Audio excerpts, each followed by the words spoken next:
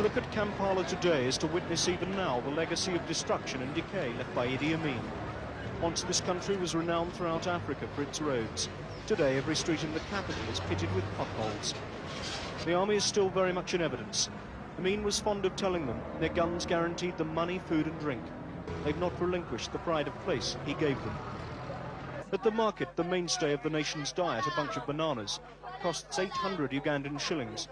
That may be only £2, but it's nearly half the average monthly wage here. In short, it's still a battle for survival in Uganda, even though Amin is long since gone. Behind the scenes, though, some progress is being made. The world at large, more specifically the West, has launched a massive rescue and recovery program for Uganda through the World Bank. And the aim is not just to rebuild what Idi Amin destroyed, but to make this country an example to be followed by others in Africa. In a plush office overlooking the city sits arguably the most powerful lady in Uganda today, Uganda Goris, a Dutch economist and World Bank director in Kampala. In the past 3 years, she's spent $322 million in this country. Her verdict so far? All right, fine. 3 steps forward and 1 small step maybe backwards. You should be patient in this place. You should be rather stubborn, I think, and you should have a clear aim of where you're going. The World Bank's money has gone largely on developing the vast natural resources of this country. This is the tea estate at Mitiana, 40 miles west of Kampala. During the 60s, when President Obote was first in power, it produced millions of kilos of tea a year. Amin took it over from its British owners, the Mitchell-Cox Company, literally at gunpoint. The result, inevitably, was careless neglect and wanton destruction. Today, for every field in bloom, there's another on the other side of the track, which has had to be pruned back from the wild. It'll be another year before thousands of acres of tea bush like this will yield even a leaf. Still, with $5 million from the World Bank and Mitchell-Cox back in control, Uganda will double its tea production this year. And as world prices rise, it's a vital source of hard foreign currency. Not that the tea pickers will benefit that much. Even by African standards, they're on the poverty line, earning about £1 a week. The consolation is that food, along with everything else, is in abundant supply. No longer do farmers come to market, easy prey for the black marketeers. The men from the marketing boards, set up at the World Bank's insistence, take firm control of every consignment. And the farmers are paid artificially high prices, subsidized by the World Bank, to encourage maximum output. The result? Uganda fed itself last year. Indeed, it even exported food to hard-pressed neighbors like Tanzania. Apparently, Mrs. Thatcher got along famously with President Obote at the recent Commonwealth Summit. Hardly surprising when you consider that his socialism of the 60s has been replaced by something so rare in Africa, the free market economy. For him, the economic end justifies the means. The election manifesto of my party in 1980 was that the Pearl of Africa, which is Uganda, shall rise and shine again. I have every confidence that the Pearl of Africa shall rise and shine again. There are some who oppose you, who accuse you of repression, of murder, of torture. Do you believe that it will ever be possible to unite the people behind you?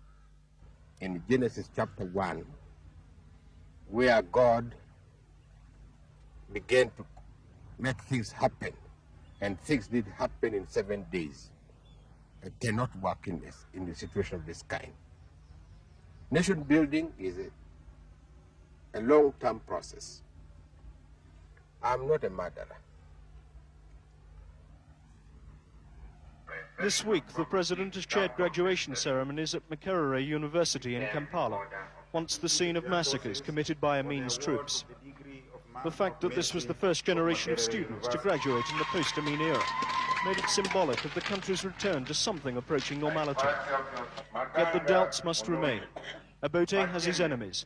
Some are fighting a guerrilla war against his forces out in the bush. Increasingly, the president has to turn to his military commanders to enforce his rule. The bodyguards who surround him, for example, are part of a secret police network said by his opponents to be as extensive as anything Amin had, while the troops in distinctive fatigues belong to an elite force trained by the North Koreans, by ex-SAS men brought in from Britain last year. In the view of the World Bank, and hence the West, President Obote offers the hard-nosed practical leadership African economies need. But even even if the millions of desperately poor people living under him benefit in the end, economic growth alone is unlikely to heal the many bitter divisions in this country.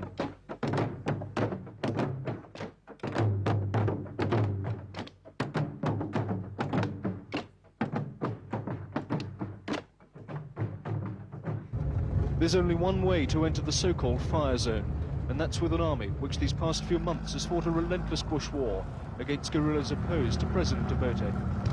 They led the way as we crossed into Luwero district. Only an hour from Kampala maybe, but at once we saw the first of many deserted and devastated villages now under army control. Settlements where no one is allowed to walk, let alone reclaim their homes. A mile further and the first of the huge groups of refugees who are now living in army-controlled camps. These people are all from the Baganda tribe, once the aristocrats of Uganda. Now they chant support for their long-standing enemy, the president, and his party, UPC. They have no choice.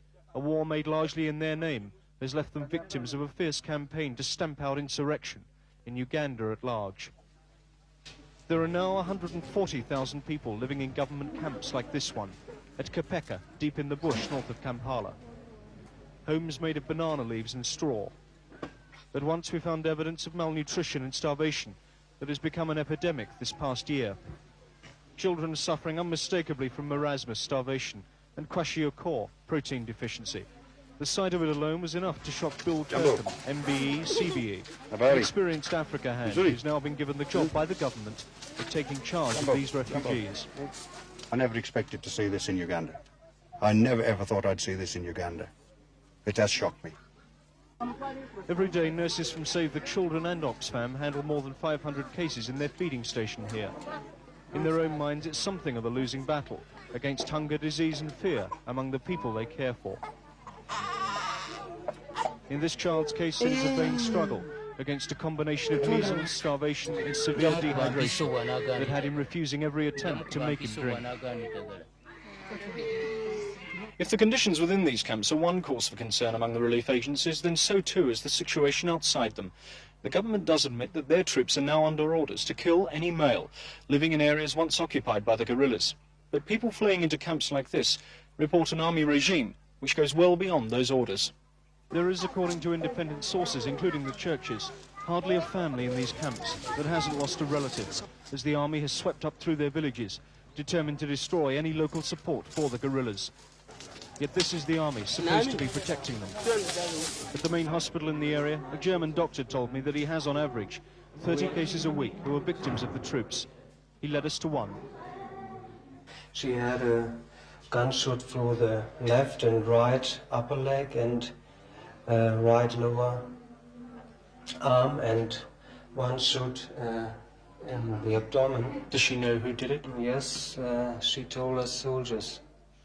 And the story was the soldiers were drunken and were afraid because on this day 3 soldiers were killed in a village about 3 miles in the north.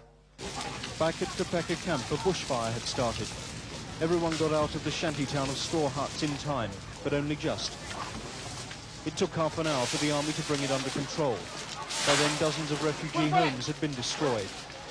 And by then, a child we'd filmed a matter of minutes before, the one too weak to drink, had died in his mother's arms.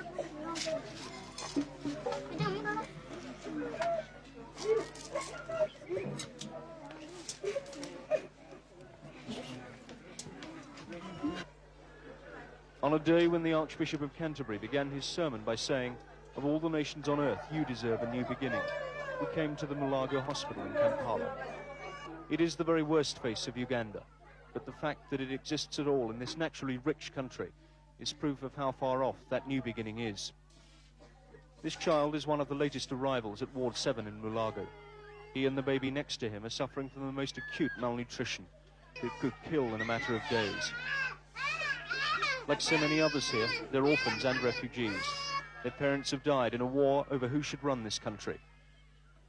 There's strong evidence, as there is with dozens of orphans here, that those parents were killed by an army still ignoring the rights of innocent civilians. From now on, they'll take their place with hundreds of others in the food line that symbolizes total dependency. dependency on relief agencies in Britain, America, Germany and elsewhere who provide the aid that keeps them alive. Some inevitably will not make it. There is one child here who has to be fed intravenously and then with a mouth syringe. But he's too weak to accept the best technology can offer. His life can be measured in days. The world, as Dr. Runcie said in his sermon, has not been deaf to the cries of a nation which has been subjected to appalling suffering. Yet the world, as the Archbishop was quick to add, cannot even begin to appreciate the tragedy that is the life of these people and these children. Because if there is hope today in Ward 7 of the Mulago Hospital, it is for the next generation, not this one.